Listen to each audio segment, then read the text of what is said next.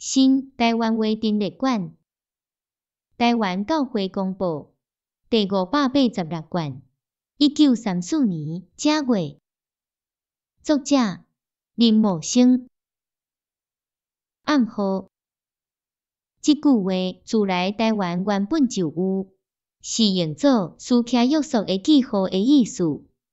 这就是国语的合言葉 password。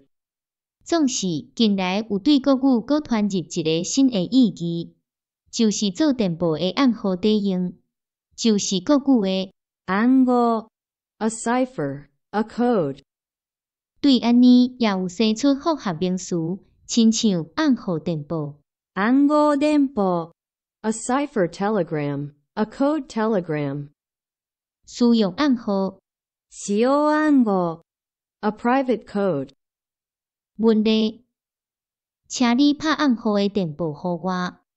暗号電報を打ってください。Please wire in cipher。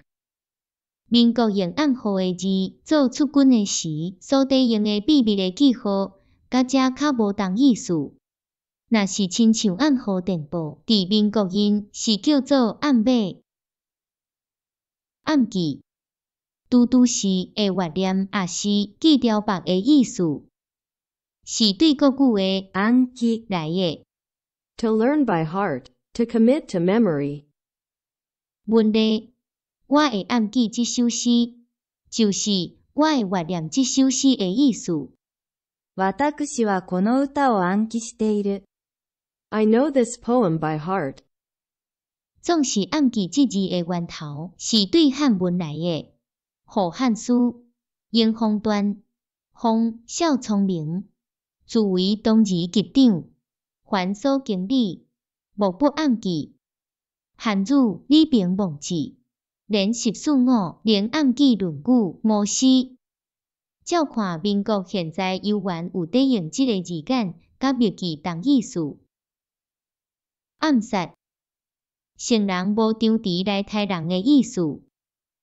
对国语的暗殺来的 assassination, foul play。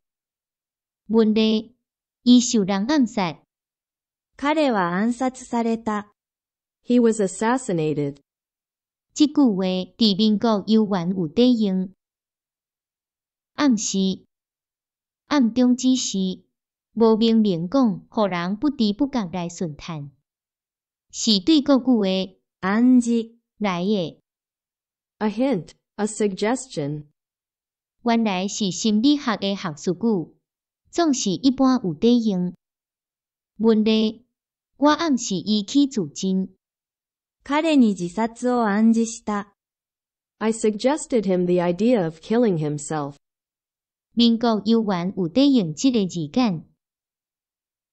安全弁，对国语的安全弁来的，是对英语的 safety valve 来直译的。